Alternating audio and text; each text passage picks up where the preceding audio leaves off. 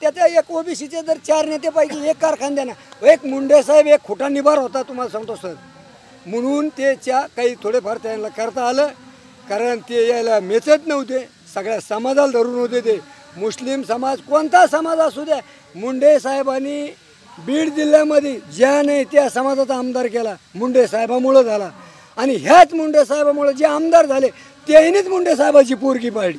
आणि हे राजकीय लोकांचं काम आहे, ऐका, राजकीय लोकांचं काम आहे. मी अडाणी माणूस आहे, समजा मला कळत नाही, तुम्ही सुशिक्षित आहे, तुम्ही सांगणं माझं तुमचं काम आहे. अरे बाबा हे असं नाही आहे, तुम्ही अडाणी आहे, त्यातलं ज्ञान नाही आहे तुम्हाला, थोडंसं आपल्याला सगळ्याची गरज आहे.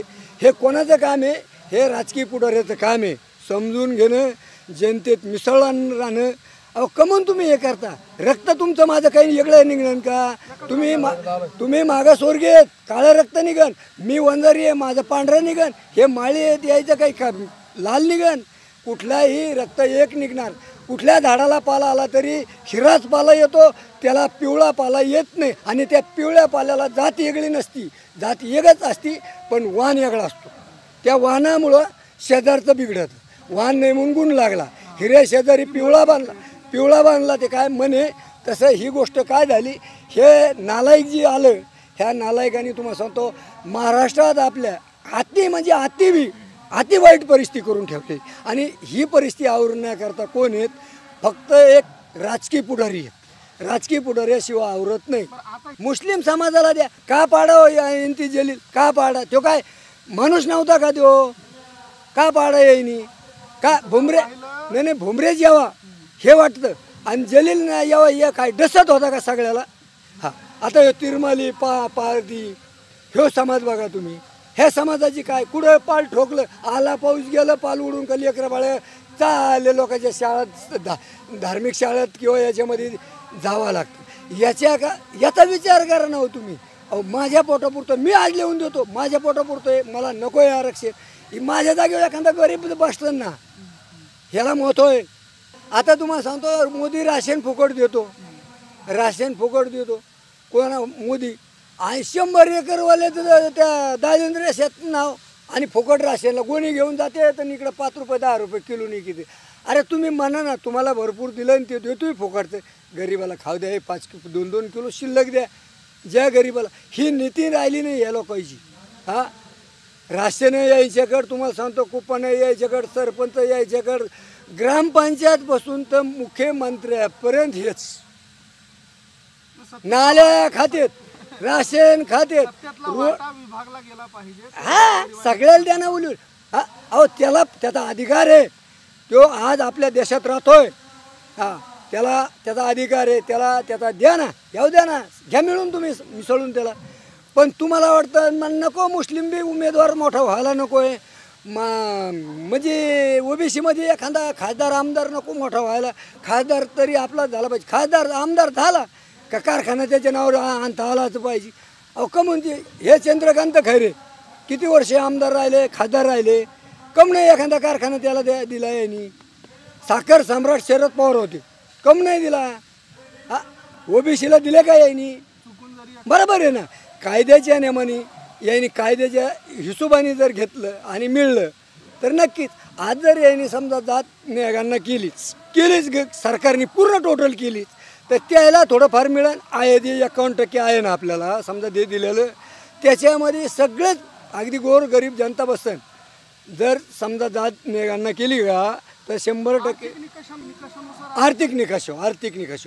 आता माझ्याकडे समजा जमीन 3 एकर आहे, थोडक्यात माझ्याकडं आज जवळजवळ 25 लाखाचा बांगला आहे, 5 लाखाची माझ्या डोंगाखाली गाडी आहे, ट्रॅक्टर माझ्या दारात उभा आहे, जमीन 3 एकर आहे. पण ही परिस्थिती पाहिजे. मला एकच मुलगा आहे. अहो आता ह्या बाबाजवळ आहे, ह्या बाबाला 1.5 एकर जमीन आहे, यायचे पोरं आवता आणि ते काल ऊस तोडायला जातात. ह्या परिस्थितीवर काहीतरी सरकारने या हिशोब केला तर याच्यामध्ये सगळं समाधान चलन.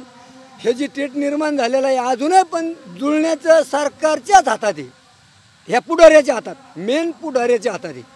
जे पुढारी आहेत हे पूर्ण टोटल राजकीय क्षेत्रातले ह्या गोष्टीवर विचार केला आणि समाजावर जे जात न्यायांना केली तर नक्कीच तुम्हाला सांगतो अजूनच सगळा समाज एकत्र येण्यात काही दुमत नाही.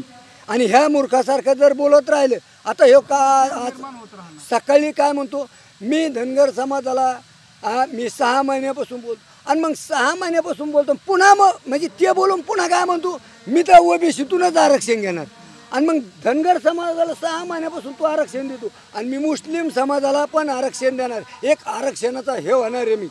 अरे तू आरक्षणाचं हे व्हायला काय एखादा हे संविधानिक आंबेडकरच्या आधीचा जन्मलेला आहे का त्या शैक्षणिक पात्रता काय पात्रता काय आहे हे नको बोलू. तू कोण चोर आहे मुस्लिम समाजाला आरक्षण देणारा तू कोण चोर आहे किंवा मी पण कोण चोर आहे मी जर म्हणलो मी नाही मुस्लिम समाजाला तुमच्याही हातात नाही माझ्या हातात नाही. अहो जो संविधानिक असले त्याच्यामध्ये त्या पद्धतीने कायद्याने त्याच्या आर्थिक निकषावर होऊ शकतं. मुस्लिम समाज असो आणि मुस्लिम बांधव बिचारे खरंच वंचित आहे त्याच्यातून. बरेच लोक बरेचसे बांधव बरेच मुस्लिम समाजात मराठा बांधवात याच्यात सगळेच वंचित बरेच लोक वंचित आहेत. अहो मुस्लिम समाज बिचारे हो 4-4 2-2 लेकरं कुठं कोणी तुम्हाला सांगतो का लसूण इकितं कोणी कांदे इकिते त्याचे कपडे नीट नाही बिचारे आणि कसे पोट भरते कोणी भांगार इकितं. अहो मुस्लिम समाजात सांगा तुम्ही आपला सगळा समाज वेगळा आहे पण मुस्लिम समाजात लय वेगळ्या गोष्टी हां आणि एक बिकट परिस्थिती आहे त्या समाजाची बी. हां आता हे तिरमाली पारधी ह्यो समाज बघा तुम्ही ह्या समाजाची काय कुठं पाल ठोकलं आला पाऊस गेलं पाल उडून का लेकरं बाळं चालले लोकांच्या शाळेत धार्मिक शाळेत किंवा याच्यामध्ये जावं लागतं. याचा विचार करा ना हो तुम्ही. अहो माझ्या पोटापुरतं मी आज लिहून देतो माझ्या पोटापुरतं आहे मला नको आहे आरक्षण. माझ्या जागेवर एखादा गरीब बसलं ना ह्याला महत्व आहे त्या गरीबाला बसणं सगळ्यांची असायला पाहिजे. हा आपण आर्थिकदृष्ट्या सक्षम आहोत आपल्याला त्याची आवश्यकता वाटत नाही. आपल्या जागेवर जर का एखाद्या ज्याला खरंच गरज आहे तो जर का येत असेल तर आपली तेवढी दानत पण असायला पाहिजे. आता तुम्हाला सांगतो मोदी राशन फुकट देतो कोणा मोदी आणि 100 एकरवाले त्या दारिद्र्य शेत नाव आणि फुकट राशनला गोणी घेऊन जाते तर इकडं 5 रुपये 10 रुपये किलोनी किती.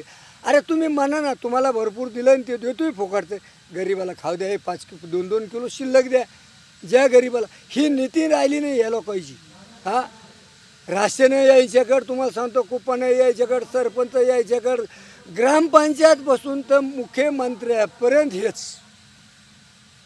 नाल्या खातेत राशन खातेत विभागला गेला पाहिजे. हा सगळ्याला द्या ना बोलून मुस्लिम समाजाला द्या का पाडा इंती जलील का पाडा तो काय माणूस नव्हता का तो का पाडा येईनी का भुमरे नाही भुमरे यावा हे वाटतं आणि जलील ना यावा या काय डसत होता का सगळ्याला. हा अहो त्याला त्याचा अधिकार आहे तो आज आपल्या देशात राहतोय. हा त्याला त्याचा अधिकार आहे त्याला त्याचा द्या ना याव द्या ना घ्या मिळून तुम्ही मिसळून त्याला. पण तुम्हाला वाटतं नको मुस्लिम बी उमेदवार मोठा व्हायला नको आहे म्हणजे ओबीसीमध्ये एखादा खासदार आमदार नको मोठा व्हायला. खासदार तरी आपला झाला पाहिजे. खासदार आमदार झाला का कारखाना त्याच्या नावावर आणता आलाच पाहिजे. अहो का म्हणते हे चंद्रकांत खैरे किती वर्षे आमदार राहिले खासदार राहिले कम नाही एखादा कारखाना त्याला दिला यांनी. साखर सम्राट शरद पवार होते कम नाही दिला.